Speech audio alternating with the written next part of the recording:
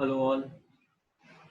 Okay, so far we have discussed about the basic features of Java and what is object orientation, how we can work with object oriented, what are the base features of object oriented, and of course we discuss what is class and what is an object, right?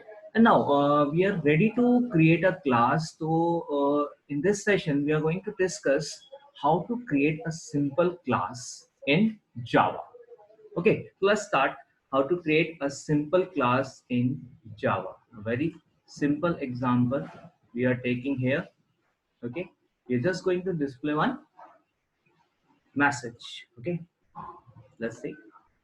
All right, so here we have the class.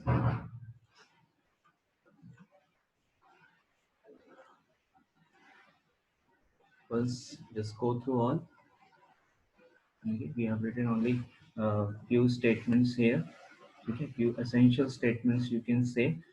क्योंकि ये कुछ ऐसे statements हैं जो लगभग हमें हर class में लिखने ही होंगे। ठीक है, तो अभी यहाँ पर हम क्लास को डिस्कस कर रहे हैं। Later we are going to discuss कि क्लास को सेव कैसे करना है, इसको कंपाइल कैसे करना है, रन कैसे करना है। तो अभी हम यहाँ पे डिस्कस करने जा रहे हैं कि क्लास में क्या क्या कंटेंट है, कैसे कैसे किस किस को क्यों लिखा गया है, वो सारी चीज हम डिस्कस कर रहे हैं। तो फर्स्ट हम यहाँ पे शुरू करते हैं very first keyword, that is class. See, so what is a class basically? Class is a keyword which is used to define a class in Java.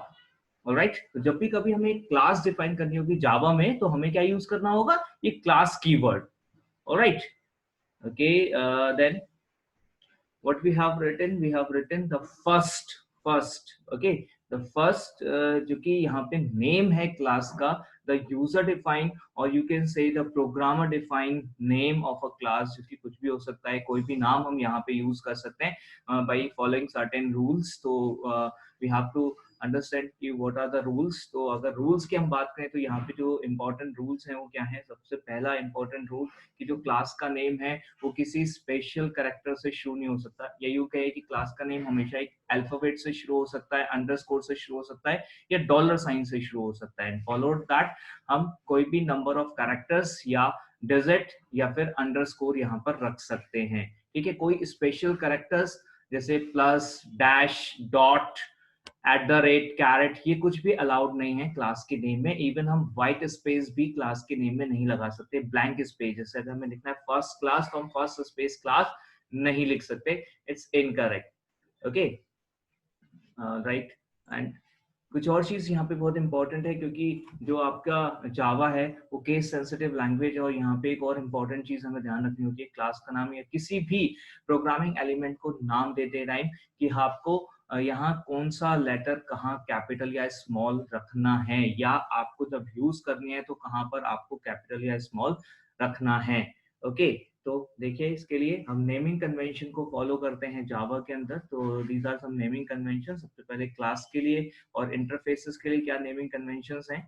तो क्लास के लिए, इंटरफेसेस के लिए नेमिंग कन्वेंशन है that first letter of the each word of a class name is should be capitalized, right? Like string buffer, array index, out of bounds exception. These are some example जो कि predefined classes से हमने लिए हैं. String S capital है, string buffer S और B capital है, array index out of bounds exception, array का ए, इंडेक्स का आई, आउट का ओ, ऑफ का ओ, बाउंड्स का बी एंड एक्सेप्शन का ई, ये सब भी कैपिटल है. Now for methods and variable name अगर यहाँ पे देखें तो इसके लिए हमें पहले वर्ड को छोड़कर बाकी सारे वर्ड्स के हर एक फर्स्ट लेटर को कैपिटल रखना है. ठीक है, जैसे प्रिंट, ठीक है, ड्रॉ स्ट्रिंग, तो प्रिंट में क्योंकि एक ही वर्ड है तो इसलिए कुछ भी कैपिटल नहीं है. ड्रॉ स्ट्रिंग दो वर्ड हो गए, ड्रॉ एंड स्ट्रिंग, तो एस कैपिटल हो गया.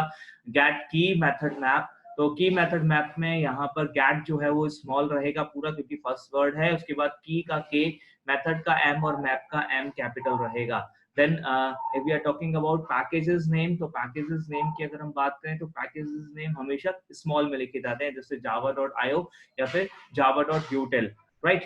तो ये हैं कुछ नेमिंग कन्वेंशन जो कि हमें फॉलो करने हैं while we are writing or using any programming element name in the जावा। तो कुछ कॉमन प्रोग्रामिंग एलिमेंट के लिए क्या नेमिंग कन्वेंशन हमें फॉलो करने है, ध्यान रखना है। तो बस अगर आप इतनी सी ये 3 बातें ध्यान रखेंगे तो आपके लिए बहुत आसान हो जाएगा, जो कि बहुत ज्यादा मिस्टेक्स होती है कि कहाँ कैपिटल करना है, कहाँ पर स्मॉल करना है। तो बहुत ज्यादा हेल्प मिलेगी आपको यहाँ पर इस चीज से, अगर आप ये 3 पॉइंट्स याद रख सके। ओके, इसे याद कीजिए, ध्यान से याद रखिए इसको। All right, let's continue with the example. Now हम मूव कर रहे हैं मेन स्टेटमेंट पर। तो उसमें पब्लिक क्यों लिखा है तो वो समझते हैं। तो public is used to determine the scope of the member. तो जो भी हम मेंबर यानी कि क्लास में जो भी हम मेथड या वेरिएबल डिक्लेयर कर रहे हैं, उस मेंबर का स्कोप क्या होगा, मतलब वो विद इन क्लास यूज हो पाएगा या क्लास के बाहर भी यूज हो पाएगा। यू कैन सी हियर, तो जो हमारी क्लास की बाउंड्री है वो क्या है, this is the scope of the class, this is scope of the class, ये क्लास का स्कोप है।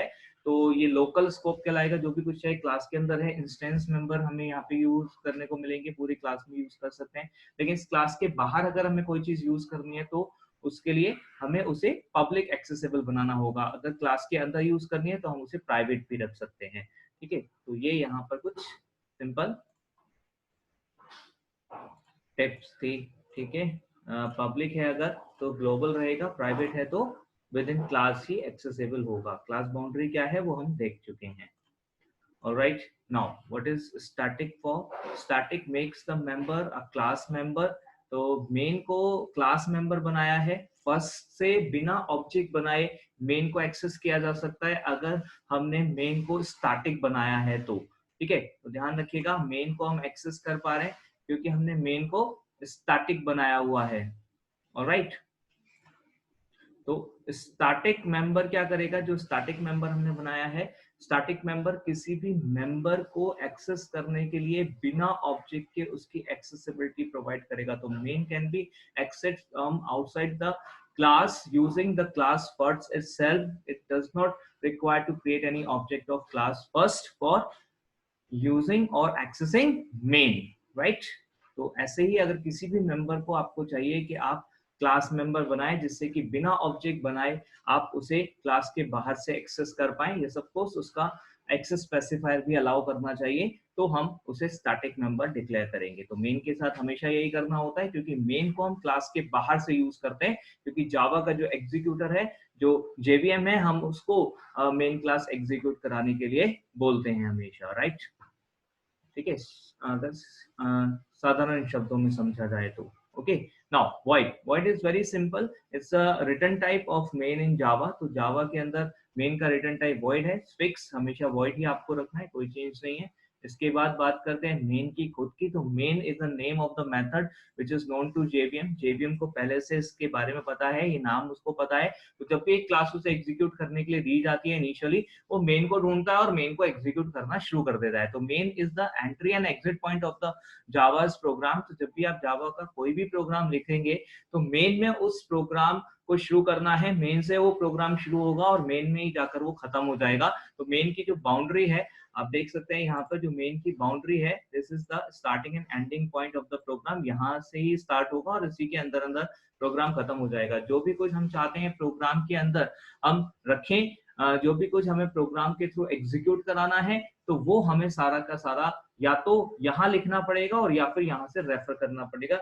इट डिपेंड्स कि हमने जो क्लास बनाई है, जो हम काम करने जा रहे हैं, वो एक ही क्लास में यानी एक ही मेथड में सारा काम कर रहे हैं या डिफरेंट क्लासेस को हम यूज कर रहे हैं। जैसे से आगे बढ़ेंगे हम चीजों को समझेंगे, लेकिन ये जरूरी है कि मेन हर एक प्रोग्राम में जरूर हो, कम से कम एक मेन होना चाहिए, एटलीस्ट एटमोस्ट एक ही मेन होना चाहिए।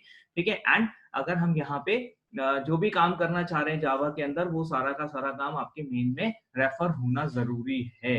ओके, हम मेन एक से ज्यादा भी यूज कर सकते हैं, तो कभी डिस्कस करेंगे लेटर, तो इस बात में भी, राइट? तो हमें बताना पड़ता है कि कौन से मेन से हमें शुरू करना है execution, right? But normal programs में एक मेन होना ही चाहिए और एक से ज्यादा मेन की जरूरत नहीं है। एक से ज्यादा मेन नहीं रखेंगे और एक ही मेन रखेंगे, कम से कम एक और ज्यादा से ज्यादा एक मेन।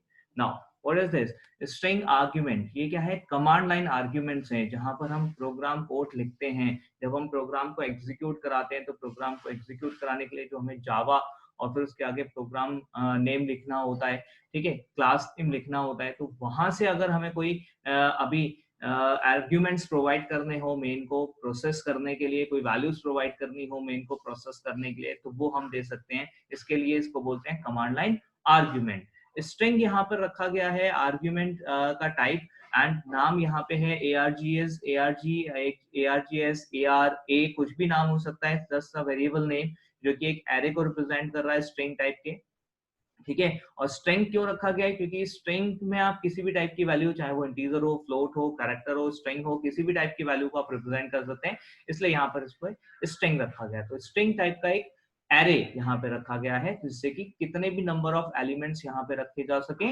और किसी भी टाइप के एलिमेंट्स को यहाँ पर रखा जा सके। Alright, now what is system.out.println? तो सिस्टम की सबसे पहले बात करते हैं। System is a predefined class found at java.lang package. तो java.lang is a default package of Java, यानी कि जब भी आप जावा का प्रोग्राम लिखते हो तो java.lang ऑटोमेटिक आपके लिए अवेलेबल होता है, इसको अलग से आपको इंपोर्ट नहीं करना होता है। तो उसी पैकेज का पार्ट है सिस्टम, ऑलरेडी बनी हुई क्लास है, एक प्रीडिफाइंड क्लास है, ये क्लास आपको मिल जाएगी, इस क्लास को आप सीधा यूज कर सकते हैं। इस क्लास के अंदर आउट नाम का ऑलरेडी एक ऑब्जेक्ट बनाया गया है जो कि स्टैटिक और पब्लिक डिफाइंड है सिस्टम क्लास के अंदर। ये प्रिंट स्ट्रीम का ऑब्जेक्ट है, तो प्रिंट स्ट्रीम के ऑब्जेक्ट की हेल्प से हम प्रिंट स्ट्रीम के मेथड यानी कि println को यूज करते हैं। तो ये println, जैसे कि भी हम बात कर रहे थे, ये प्रिंट स्ट्रीम क्लास का मेथड है जो कि अलाउ करता है to send any content to the corresponding sink, ठीक है। जैसे कि आपकी आउटपुट स्क्रीन हमारे वाले केस में, तो println क्योंकि आउट के थ्रू एग्जीक्यूट हो रहा है, आउट ऑलरेडी कनेक्टेड है आपकी आउटपुट स्क्रीन से, ठीक है। तो आउट के साथ ऑलरेडी कनेक्टेड है आपका आउटपुट स्क्रीन, तो जो भी कुछ आप println में देंगे वो आउटपुट स्क्रीन में चला जाएगा। println में आप क्या दे सकते हैं, कोई मैसेज दे सकते हैं, कोई भी प्रिमिटिव टाइप वैल्यूज को आप यूज कर सकते हैं। तो अभी नेक्स्ट हम डिस्कस करेंगे what are the primitive type, अभी आएंगे। तो प्रिमिटिव टाइप जावा में कौन से हैं, अगर सिंपल बात है तो इंटीजर, फ्लोट, कैरेक्टर, ये सब प्रिमिटिव टाइप में आते हैं। तो कोई भी प्रिमिटिव टाइप या इवन स्ट्रिंग या फिर आप कुछ कैरेक्टर्स एरे या बाइट एरे भी इसको प्रोवाइड कर सकते हैं, राइट।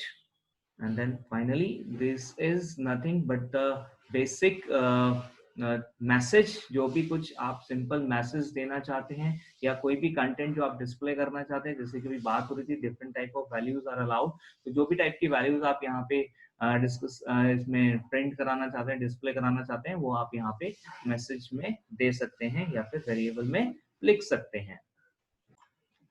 ओके, एक बार फिर से देख लें, ये था आपका सिंपल प्रोग्राम जो कि आप जावा में बना रहे हैं। ये जस्ट एक मैसेज डिस्प्ले करेगा, ऑलराइट। एक सिंपल प्रोग्राम जो कि एक जस्ट मैसेज डिस्प्ले करेगा आपके आउटपुट स्क्रीन पर, ऑलराइट।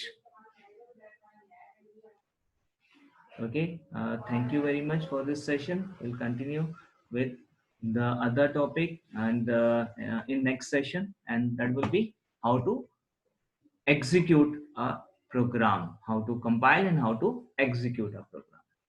Okay, thank you.